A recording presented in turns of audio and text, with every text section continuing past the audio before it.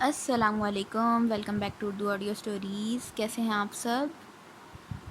Okay, تو part 3 آپ لوگوں کو مل گیا ہوگا اور آپ لوگوں کو امید کرتی ہوں پسند آیا ہوگا۔ تو اب باری ہے ہمارے پارٹ 4 کی، تو چلیں بغیر دیر کیے اسٹارٹ کرتے ہیں۔ امید کرتی ہوں اسٹوری آپ لوگوں کو پسند آ رہی ہوگی، کیونکہ ڈے بائی ڈے ایپیسوڈ ہر گزرتی ایپیسوڈ کے ساتھ انٹرسٹنگ ہوتی جا رہی ہے اسٹوری۔ تو بغیر دیر کیے اسٹارٹ کرتے ہیں۔ پری کب سے لاؤنج میں مہرناز بیگم کے ساتھ بیٹھی ارحم اور بچوں کا انتظار کر رہی تھی، اس بات سے انجان کہ وہ تینوں کتنے بڑے خطرے کا شکار ہوتے ہوتے بچے ہیں۔ پری ٹانگ پہ ٹانگ جمائے بیٹھی اپنی بڑی بڑی آنکھیں کھولے ٹک ٹک کرتی گھڑی کو گھور رہی تھی۔ مہرناز بیگم اس کے چہرے پہ نظریں جمائے بیٹھی تھیں، اسے دیکھ رہی تھیں، جو اپنی ٹانگ پہ ٹانگ رکھے پاؤں ہلاتے اپنے اشتعال پہ قابو پائے بیٹھی تھی۔ مہرناز بیگم بمشکل اپنی ہنسی کنٹرول کرتے ارحم کی حالت کے بارے میں سوچ رہی تھیں، لیکن جیسے ہی انہیں اپنا ضبط ٹوٹتا محسوس ہوا، انہوں نے اپنے چہرے پہ ہاتھ رکھے اپنی ہنسی روکی، ورنہ شاید ان کی ہنسی کی آواز پری کے کانوں تک پہنچ ہی جاتی۔ اتنے میں داخلی دروازے سے شہرام اور حرم اندر داخل ہوئے۔ انہوں نے بلند آواز میں سلام کیا اور آتے ہی مہرناز بیگم سے لپٹ گئے۔ ارحم شاید گاڑی پارک کر رہا تھا، وہ دونوں ہی پری کی طرف نہیں آئے تھے، کیونکہ وہ جانتے تھے ان کی ماما اس وقت ارحم کا قتل کرنے کا ارادہ رکھتی ہے، جو اس وقت پورے 30 منٹ لیٹ ہے۔ پری ابھی بھی اسی طرح بیٹھی اپنے عمل کو دہرا رہی تھی، اس نے حرم اور شہرام کی طرف بھی نہیں دیکھا تھا، شاید وہ ارحم کے اندر آنے کا انتظار کر رہی تھی۔ السلام علیکم، اسی پل ارحم نے اندر داخل ہوتے بلند آواز میں سلام کیا تھا، ایسا اس نے جان بوجھ کر کیا تھا۔ وعلیکم السلام، مہرناز بیگم نے جواب دیتے ہوئے ارحم کو آنکھوں ہی آنکھوں میں پری کی طرف اشارہ کیا تھا۔ ارحم نے اپنے لب دباتے اپنی مسکراہٹ چھپائی اور پری کی طرف قدم بڑھائے۔ پری کے قریب آتے ارحم اس کا ری ایکشن سوچتے اس کے ساتھ بیٹھا۔ پری اسی طرح اسٹل بیٹھی ابھی تک اپنے عمل کو دہرا رہی تھی۔ ارحم چونکا، اس نے حیرت سے مہرناز بیگم کی طرف دیکھتے ہوئے بھویں اچکائیں، جیسے پوچھ رہا ہو کیا ہوا ہے میرے بیبی کو۔ مہرناز بیگم شانے اچکاتی دوبارہ سے بچوں کے ساتھ مصروف ہو گئیں۔ اب ارحم تھوڑا پریشان ہوا، مہرناز بیگم نے اس کی بات کا جواب دینا بھی گوارا نہیں کیا تھا، اور پری وہ کس طرح بے نیاز بیٹھی تھی۔ ارحم کے اندازے کے مطابق اب تک پری نے قیامت برپا کر دینی تھی کہ ارحم پورے 30 منٹ لیٹ آیا ہے، لیکن وہ کیا، وہ تو اسٹل بیٹھی اپنی ٹانگ ہلاتی گھڑی پہ نظریں جمائے ہوئے تھی۔ پری، ارحم نے شرارتی لہجے میں پری کو پکارا۔ پری نے کوئی جواب نہیں دیا۔ اب ارحم کو کسی بڑے خطرے کی گھنٹی بجتی محسوس ہوئی تھی۔ ارحم نے اپنی کن پٹی مسلی۔ پری، اس نے بڑی ہمت کرتے پری کو دوبارہ سے پکارا۔ پری جھٹ سے اٹھ کھڑی ہوئی۔ ارحم نے بوکھلاتے ہوئے پری کی طرف دیکھا۔ کس کے ساتھ منہ کالا کر کے آئے ہیں آپ؟ پری اپنی کمر پہ ہاتھ ٹکاتی چھوٹی آنکھیں کرتے ارحم سے مخاطب ہوئی تھی۔ اللہ، صرف آدھا گھنٹہ لیٹ پہ یہ ایسے بول رہی ہے؟ پری کی بات پہ ارحم اور مہرناز بیگم کا بیک وقت منہ کھلا۔ یہ کیا بول رہی ہو تم؟ ارحم نے حیرانی سے کہا۔ وہی جو آپ سن رہے ہیں، کس کے ساتھ منہ کالا کر کے آئے ہیں آپ؟ ہاں بتائیں مجھے تو پہلے دن سے ہی آپ مشکوک لگتے تھے، لیکن میں ہمیشہ اپنی سوچ کو جھٹکتی رہی۔ پری طیش و اشتعال سے چیخی تھی۔ میرے خیال میں اس کو سلیم نے بتا دیا۔ اسے واقعی اس وقت ارحم پہ بہت غصہ تھا۔ ارحم بیچارہ ابھی تک صدمے میں تھا، اسے سمجھ نہیں آ رہی تھی کہ پری کون سی بات کر رہی ہے۔ پری بیبی، یہاں بیٹھو، ہوا کیا ہے مجھے بتاؤ تو صحیح۔ زیادہ معصوم بچہ بننے کی ضرورت نہیں ہے، سب جانتی ہوں میں کہ جو آپ رنگ رلیاں منا کر آ رہے ہیں نا، آپ کی رگ رگ سے واقف ہوں میں۔ پری کا مزید پارا ہائی ہوا تھا۔ اب مہرناز بیگم کو معاملہ تھوڑا گرم ہوتا محسوس ہوا۔ حرم اور شہرام بھی بڑی بڑی آنکھیں ٹپ ٹپاتے اپنی ممی کو دیکھ رہے تھے، جو اس وقت فل آگ بگولا ہوئے کھڑی تھی۔ پری، میں واقعی نہیں جانتا تم کیا بات کر رہی ہو، ارحم پریشانی سے ملی جلی کیفیت میں بولا۔ پری، مجھے بتاؤ کیا ہوا ہے، کیا کیا اس نے؟ مہرناز بیگم ارحم کی طرف بڑھی تھیں۔ ارحم کے قدم پیچھے کو سرکے، لیکن پیچھے صوفہ تھا، بیچارہ جاتا تو کدھر جاتا۔ اس وقت ماں اور بیوی دونوں اسے گھیرے کھڑی تھیں۔ کیا ہو گیا ہے ماما؟ پیچھے رہ کر بات کریں، ہو کیا گیا ہے آپ دونوں کو؟ مجھے میری غلطی تو بتائیں۔ ارحم کی حالت پتلی ہوئی تھی۔ شہرام اور حرم منہ پہ ہاتھ رکھتے دبی دبی آواز میں ہنسے تھے۔ ان کی ہنسی کی گونج ارحم نے سنی تھی، لیکن اس وقت وہ ان کا کچھ نہیں کر سکتا تھا۔ اس وقت وہ بیچارہ خود مظلوم بنا کھڑا تھا۔ ماما، مجھے سلیم بھائی نے فون کر کے بتایا ہے، یہ ان کے ساتھ بہت چیپ چیپ باتیں کر رہے تھے۔ پری منہ کے زاویہ بگاڑتے اب مہرناز بیگم سے مخاطب ہوئی تھی۔ پری کی بات سے زیادہ پری کے چہرے پہ مہرناز بیگم سے اپنا کہکہا روکنا مشکل ہو گیا تھا۔ انہوں نے بلند و بانگ کہکہا لگایا۔ پری نے افسوس سے ان کی طرف دیکھا۔ ماما، میں مذاق نہیں کر رہی۔ پری کی بات پہ ارحم کا حیرت سے منہ کھلا۔ اسے بالکل بھی امید نہیں تھی کہ سلیم پری سے ایسی کوئی بات کرے گا۔ کیا کہا ہے تم سے سلیم نے؟ ارحم اب سیدھا ہوتا اپنا کالر سیدھا کرنے لگا تھا۔ چپ کر جائیں آپ، چپ، بس ایک لفظ نہیں بولیں گے آپ، مجھے آپ کی ایک ایک حرکت کا پتہ چل گیا ہے۔ اب سے نہ میں آپ پہ پوری نظر رکھوں گی۔ مجھے پہلے دن سے ہی آپ پہ نظر رکھنی چاہیے تھی۔ اللہ جانے کیوں میں نے آپ پہ اعتبار کر لیا۔ پری ہوا میں ہاتھ لہراتے منہ کے زاویے بگاڑتی بول رہی تھی، اور مہر ناز بیگم اب اپنی ہنسی روکے کھڑی تھی۔ محترم جناب، کیا آپ مجھے یہ بتانا پسند کریں گی کہ سلیم بھائی نے آپ سے کیا کہا ہے؟ ارہم نے انتہائی مؤدبانہ انداز میں کہا۔ ہاں بیٹا، بتاؤ تو صحیح، سلیم نے کیا کہا ہے؟ مہرناز بیگم نے بھی بات میں حصہ لیا۔ ماما، سلیم بھائی بول رہے تھے کہ ارہم نا ان کے ساتھ اب اتنی چیپ باتیں کر رہے تھے، استغفر اللہ، میں آپ کو بتا بھی نہیں سکتی۔ پری کانوں کو ہاتھ لگاتی چہرہ پھیر گئی تھی۔ اب کی بار ارہم کا بھی کہکہا گونجا تھا۔ مہرناز بیگم نے ارہم کو مصنوعی گھوری سے نوازا۔ ارہم، یہ کیا سن رہی ہوں میں؟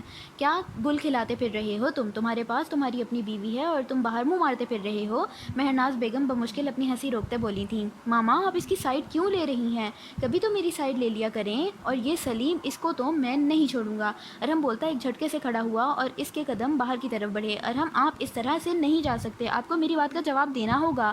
پری نے پیچھے سے صدا لگائی تھی۔ ہاں ہاں، میں تمہیں تمہاری ہر بات کا جواب دوں گا، بس ایک دفعہ تم مجھے رات کو کمرے میں ملو۔ ارہم نے پلٹے بغیر جواب دیا اور داخلی دروازہ عبور کر گیا۔ ارہم کی بات پر پری سر تا پیر سرخ ہوتی مہرناز بیگم سے نظریں چرا گئی۔ اسے ارہم سے کسی ایسی بات کی امید نہیں تھی۔ وہ جو ارہم سے بدلہ لینے کا ارادہ رکھے بیٹھی تھی، اب خود ہی شرم سے لال پیلی ہو گئی۔ مہرناز بیگم چہرہ جھٹکتی ارہم اور شوہرام کی طرف بڑھیں۔ وہ نہیں چاہتی تھیں کہ پری ان کے سامنے شرمندہ ہو۔ جلدی سے میرے بچوں کے لیے کھانا لگوا دو، بھوک لگی ہے انہیں۔ مہرناز بیگم مسکراتے ہوئے ارہم اور شوہرام کے پاس بیٹھ چکی تھیں۔ پری دبے پاؤں کچن کی طرف بڑھی۔ اگر وہ مزید یہاں کھڑی ہوتی تو شاید شرم سے پگھل ہی جاتی۔ مہرناز بیگم اس کی پشت کو دیکھتے گہرا مسکرائی تھیں۔ انہوں نے مسکراتے مسکراتے ارہم اور شوہرام کی طرف دیکھا جو کنکیوں سے انہی کو تک رہے تھے۔ مہرناز بیگم نے اپنی مسکراہٹ دباتے بھویں اچکائیں۔ کیا بات ہے؟ تم لوگ ایسے کیوں دیکھ رہے ہو؟ وہ سرد لہجے میں بولیں۔ کچھ نہیں دیکھ رہے ہیں کہ آپ کا یہ جو بیٹا ہے یہ ہماری ممی کو بیبی بولتا ہے۔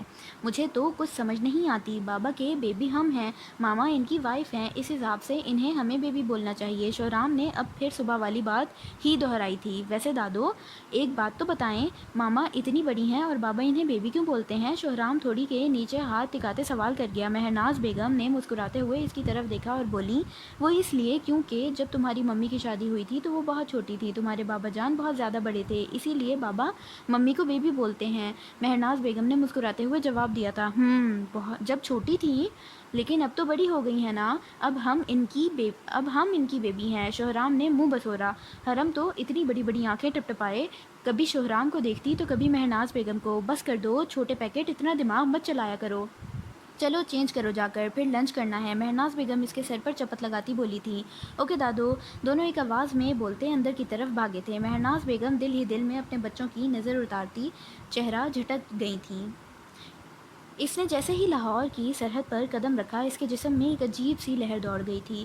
ایک عجیب سے احساس نے اسے آن گھیرا تھا۔ اسے اپنے جسم میں سنسناہٹ سی محسوس ہوئی۔ سنا ہے وہاں دل والے رہتے ہیں، ایک شہر جسے لاہور کہتے ہیں۔ یزدان نے آج 10 سال بعد لاہور کی سرحد پر قدم رکھا تھا۔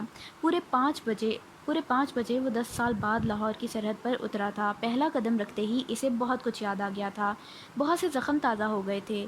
مطلب کبھی کبھار ایسا ہی ہوتا ہے، جب آپ کی محبت اس حد تک سچی ہو نا تو آپ کو 10 سال بھی کم ہوتے ہیں اسے بھلانے میں۔ لیکن اس نے جو کیا تھا وہ تو غلط کیا تھا، بٹ احساس بھی ہو گیا تھا اس تو ہوپ سو اس کی لائف بھی سیٹل ہو جائے۔ بہت سے زخم تازہ ہو گئے تھے، لیکن اب وہ پہلے والا یزدان نہیں تھا۔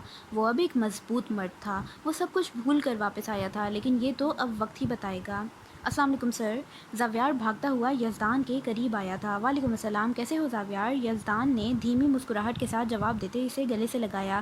میں بالکل ٹھیک ہوں، آپ کیسے ہیں سر؟ زاویار گہرا مسکراتا ہوا بولا۔ اس کی خوشی کا تو آج کوئی ٹھکانہ ہی نہیں تھا۔ آخر اس کا یزدان سر واپس آ گیا تھا۔ میں بھی بالکل ٹھیک ہوں، یزدان نے دھیمے سے جواب دیا۔ چلیں سر گھر چلیں، بڑی بیگم صاحبہ نے تو پچھلے 1 گھنٹے سے کوئی 10 کالز کر دی ہیں، زاویار نے مسکراتے ہوئے کہا اور یزدان کے ساتھ آگے بڑھا۔ یزدان کے چہرے پر بلا کی سنجیدگی تھی جسے زاویار نے بھی محسوس کیا تھا۔ یزدان خاموشی سے زاویار کے ساتھ آتا گاڑی میں بیٹھا۔ زاویار نے ڈرائیونگ سیٹ سنبھالتے گاڑی سٹارٹ کی۔ اب ان کی گاڑی لاہور کی سڑکوں پر دوڑ رہی تھی۔ یزدان ونڈو اسکرین سے باہر نظریں جمائے ایک ایک چیز کو غور سے دیکھ رہا تھا۔ لاہور 10 سال بعد بھی ویسا ہی تھا، یہاں کچھ نہیں بدلا تھا۔ اگر کچھ بدلا تھا تو یزدان تھا، یزدان واقعی بدل چکا تھا۔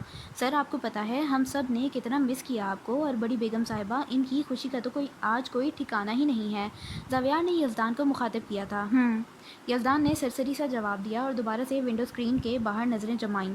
زاویار کو آج یزدان کا لہجہ کافی عجیب لگا تھا۔ یزدان اس کی بات کا ٹھیک سے جواب تک نہیں دے رہا تھا، یا پھر شاید وہ بات ہی نہیں کرنا چاہتا تھا۔ زاویار نے بھی خاموشی سے نظریں سامنے جمائیں۔ 6 بجے کے قریب یزدان کی گاڑی شاہ ولا پہنچی تھی۔ گارڈ نے جھٹ سے گیٹ کھولا، جیسے وہ انہی کے انتظار میں کھڑا تھا۔ زاویار نے مسکراتے ہوئے گاڑی اندر کی طرف بڑھائی۔ یزدان اسی طرح سرد و سپاٹ چہرے کے ساتھ بیٹھا تھا۔ جیسے ہی گاڑیاں اندر داخل ہوئیں، گارڈ نے آگے آتے یزدان کی سائیڈ کا دروازہ کھولا۔ السلام علیکم سر، اس نے سر جھکاتے بڑے ادب سے سلام کیا تھا۔ وعلیکم السلام، یزدان نے دھیما سا مسکراتے جواب دیا اور اندر کی طرف بڑھا۔ اس نے جیسے ہی داخلی دروازے میں قدم رکھا، باران بھاگتے ہوئے بابا بابا کی صدا لگاتے اس سے لپٹ گیا۔ یزدان نے مسکراتے ہوئے شدت سے اسے خود میں بھینچا تھا۔ یزدان گھٹنوں کے بل بیٹھتا اب شدت سے اس کا چہرہ چومنے لگا تھا۔ بابا اب اس سے لپٹ گیا تھا۔ بابا آپ کبھی واپس نہیں جائیں گے؟ باران ایک لمحے کو بولتا دوبارہ سے اس سے لپٹ گیا تھا۔ یزدان بنا جواب دیے اس سے اسی طرح سینے سے لپیٹے بیٹھا تھا۔ لاؤنج کے وسط میں رکھے صوفوں کے قریب کھڑی رخسار بیگم اور میرب انہی کی طرف دیکھ رہی تھیں۔ کچھ پل کے بعد یزدان اٹھا اور باران کے ساتھ اندر کی طرف بڑھا۔ وہ جیسے ہی آنی کے قریب پہنچا، رخسار بیگم اس کے قریب آتے اس سے لپٹ گئی تھی۔ میرا بچہ کیسا ہے؟ انہوں نے انتہائی نرمی سے بولتے اس کی پیشانی پہ لب رکھے تھے۔ آنی جان، آپ کے سامنے کھڑا ہوں، یزدان انتہائی دھیمے لہجے میں بولا تھا۔ اس نے میرب کو بھی دیکھ لیا تھا لیکن انجان بنا۔ میرب چھوٹے چھوٹے قدم اٹھاتی اس کے قریب آئی۔ السلام علیکم، اس نے دھیمے سے سلام کیا، شاید اپنی موجودگی کا احساس دلایا تھا۔ وعلیکم السلام، یزدان نے جواب دیتے ایک نظر اسے دیکھا۔ ایک پل کے لیے اس کی نظریں ٹھہر سی گئی تھیں، لیکن اگلے ہی لمحے یزدان لا تعلقی ظاہر کرتا نظریں پھیرتے رخسار بیگم کے ساتھ بیٹھ چکا تھا۔ میرب نے بے یقینی سے نم پلکیں اٹھائے یزدان کی طرف دیکھا، جس نے حال احوال پوچھنا تو دور کی بات اسے ایک نظر دیکھنا بھی گوارا نہیں کیا تھا۔ کتنے دل سے میرب اس کے لیے تیار ہوئی تھی۔ یزدان اب باران کو اپنے ساتھ بٹھائے اس سے باتیں کرنے میں مصروف تھا۔ میرب نے روحانسی ہوتے رخسار بیگم کی طرف دیکھا اور نظریں جھکائے چھوٹے چھوٹے قدم لیتی لاؤنج سے نکل گئی تھی۔ رخسار بیگم نے بے بسی سے یزدان کی طرف دیکھا، جو میرب سے لا تعلقی ظاہر کیے اب باران کے ساتھ باتیں کرنے میں مصروف تھا۔ بابا اب میں آپ کو کبھی واپس نہیں جانے دوں گا، آپ کو پتہ ہے میں نے، ماما نے، دادو نے آپ کو کتنا مس کیا۔ اب میں کبھی آپ کو واپس نہیں جانے دوں گا اور کل سے آپ ہی مجھے اسکول چھوڑنے جایا کریں گے۔ باران ضدی انداز میں بولتا اس کے ساتھ لپٹا بیٹھا تھا۔ یزدان نے گہری مسکراہٹ سے اس کا چہرہ اپنے ہاتھوں کے پیالے میں بھرتے چوما۔ ہاں میرا بیٹا، میں آ گیا ہوں نا اپنے بیٹے کے پاس، اب کبھی واپس نہیں جاؤں گا، یزدان نے مسکراتے ہوئے آنی کی طرف دیکھتے کہا، لیکن آنی تو کسی اور ہی سوچوں میں الجھی ہوئی تھی۔ یزدان دوبارہ سے باران کے ساتھ باتوں میں مصروف ہو چکا تھا اور آنی چہرہ جھکائے میرب کے بارے میں سوچ رہی تھی، جس کا ابھی کچھ دیر پہلے یزدان نے دل توڑا تھا۔ یزدان نے اس کا دل ہی تو توڑا تھا، کتنے دل سے وہ یزدان کے لیے تیار ہوئی تھی اور اس نے ایک نظر اسے دیکھنا بھی گوارا نہیں کیا تھا۔ میرب بمشکل اپنے چکراتے وجود کو سنبھالتے شیلف کے ساتھ ٹیک لگائے کھڑی تھی۔ اس کی آنکھوں میں بے انتہا نمی تھی، جیسے ابھی پلکیں جھپکے گی اور اس کا چہرہ آنسوؤں سے تر ہو جائے گا۔ کچن میں اس وقت کوئی بھی ملازم نہیں تھا، ورنہ شاید وہ سیدھا کمرے میں جاتی۔ میرب نے بے دردی سے اپنی ہتھیلیاں اپنے چہرے پہ رگڑیں۔ ایک دفعہ تو دیکھ لیتے، آپ نے دیکھا بھی نہیں، میں 10 سال سے آپ کا انتظار کر رہی ہوں اور آپ نے مجھے میرے انتظار کا کیا صلہ دیا؟ وہ نم لہجے میں بولتی مسلسل اپنی آنکھیں رگڑ رہی تھی، یا شاید اپنے آنسوؤں کو جھٹلا رہی تھی۔ بیوی کی حیثیت سے نہ صحیح اپنے بیٹے کی ماں ہی سمجھ کر بلا لیتے، آپ کی بے رخی مجھے مار دے گی۔ وہ اب بے آواز رونے لگی تھی۔ کب تک یہ ذلت میرے حصے میں رہے گی؟ کیا ساری زندگی میں آپ میرے ساتھ یہی سلوک کرتے رہیں گے؟ آخر میرا جرم ہی کیا ہے؟ آپ میری آخری امید تھے اور آپ نے ہی میری آخری امید توڑ دی۔ وہ آنسو بہاتی بولتی جا رہی تھی، کس کو بتاتی اپنا غم، کس کے پاس جاتی؟ اس کا تو کوئی تھا بھی نہیں، نہ ماں، نہ باپ، نہ بھائی، نہ بہن۔ وہ بے دردی سے اپنے دوپٹے کے پلوں سے آنکھیں رگڑتی اندر کی طرف بڑھی تھی۔ اوکے، تو یہاں پہ ختم ہوتا ہے ہمارا پارٹ 4۔ سٹوری تھوڑی کمپلیکس ہوتی جا رہی ہے، دیکھتے ہیں آگے کیا ہوتا ہے۔ امید کرتی ہوں آپ لوگوں کو پسند آیا ہوگا، اور آگے ویب کا بھی پسند آئے تو چینل کو سبسکرائب کرنا نہ بھولیں، لازمی ویڈیو کو لائک کرنا نہ بھولیں، پیارے پیارے سے کمنٹس کریں۔ نیکسٹ پارٹ تک کے لیے مجھے دیں اجازت۔ آپ سے ملاقات ہوگی نیکسٹ پارٹ میں، تب تک کے لیے خوش رہیں، خوشیاں بانٹیں، اللہ حافظ۔